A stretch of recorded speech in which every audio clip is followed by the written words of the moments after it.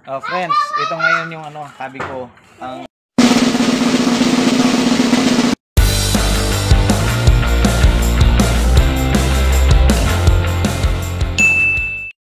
Hello friends, welcome back to my channel. Para sa vlog na to, i-share ko sa inyo ang isa sa mga habits ko. Dahil ECQ ngayon, lumabas, naisip kong maging productive at kahit maliit ang space, magagamit ko dito sa aming bahay. Bago tayo magsimula, please like, share, and subscribe to my channel. Thank you! Friends, ito ngayon yung sabi ko, ang pagtatanim dito sa harapan ng bahay namin. Ang space na to, almost 8 meters, pinagatian namin ni Mrs. Ang kalahati, halamanan niya. Ang kalahati, binigay sa akin para taniman ko ng gulay. Actually, nung una, may tinanim na akong gulay dito. Pechay. May natira pa nga rito eh. Ayan, oh.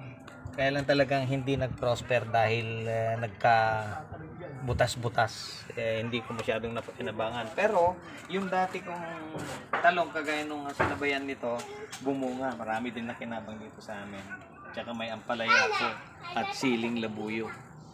Nawala na yun siguro sa init. Ngayon, naisipan ko na palitan ko ng tanim since nag-research ako na madaling itanim ang okra, ito nga parang bumubunga na yan. At saka maraming health benefits pala ang okra. Kaya ito ngayon na tanim ko. Meron din ako ditong onion spring, pero konti na lang. Dahil namatay din yung iba.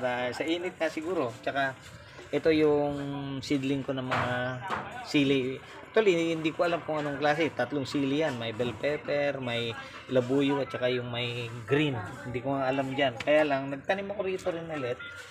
Ito, sili din ito. Ilang piraso lang yan dahil sa space namin na kakapiranggot. Yan. Salamat naman, medyo maganda yung pag-umpisa ng mga sili. So, samahan niyo ako. Didiligan muna natin para maging maganda yung tanim natin. Mabuhay.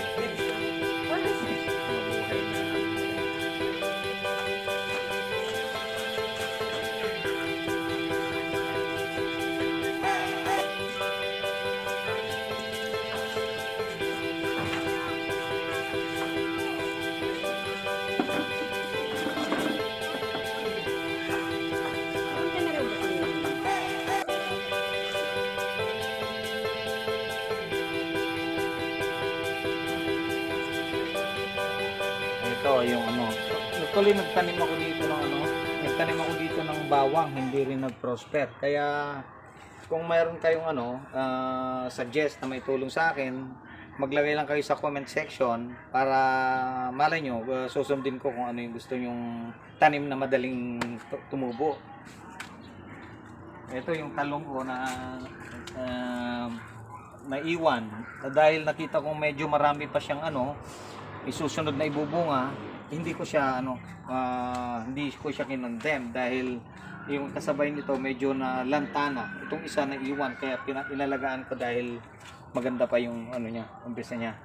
Okay, punta tayo sa likod at para makita niyo yung likod na space namin. Kasi balak kong magsabit din ng plastic bottle doon na tataniman iba't ibang gulay. Let's go. Later.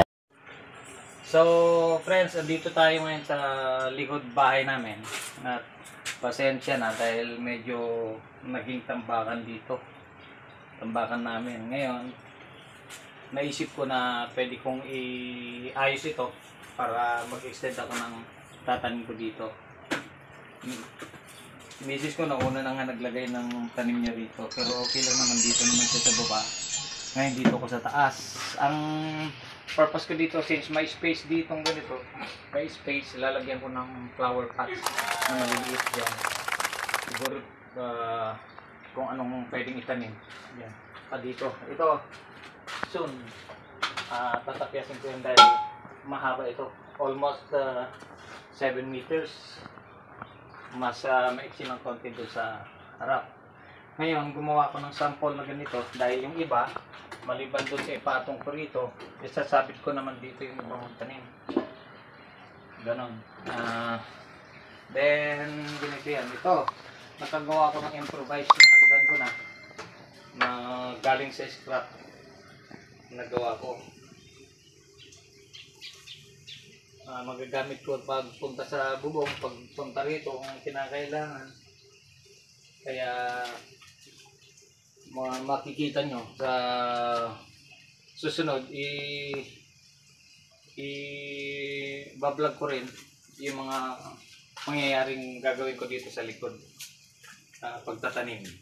Kung may suggest kayo, mag-comment lang sa baba kung ano yung ibang tanim pa, lalo na yung ibang mga kababayan ko sa La Union. May suggest sila na itatanim ko na tama lang sa nanakahang, comment lang sa baba at kung mababasa ko din, maaari yun din ang gagawin ko para sa inyo. Hanggang sa susunod. Thank you.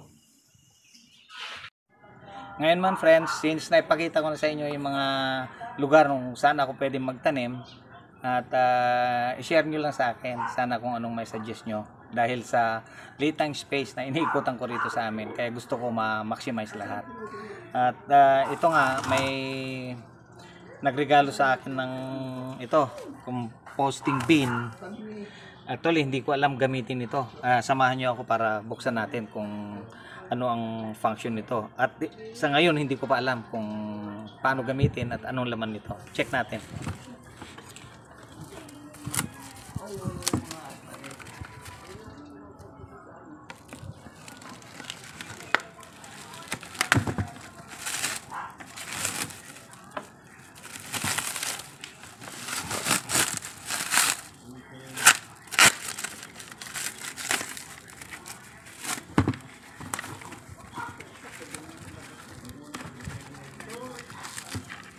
One eternity later.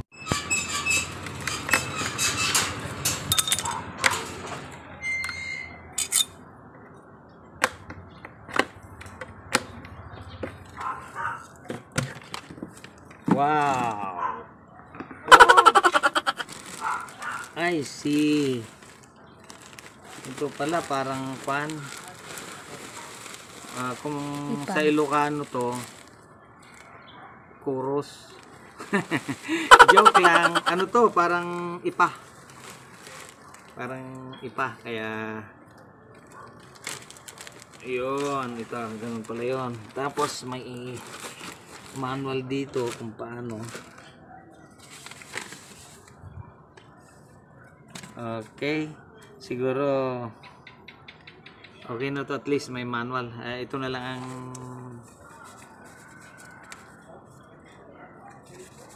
lang ang guide ko.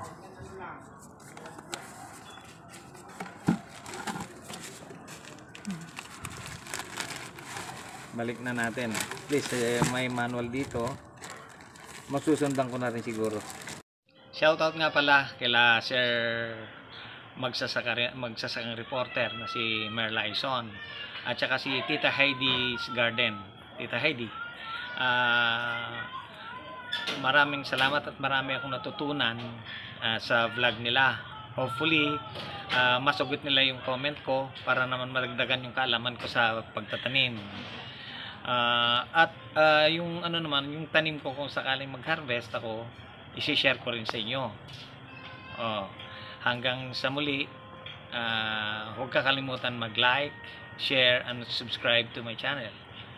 At yung notification bell para updated kayo lagi sa vlog ko. Thank you!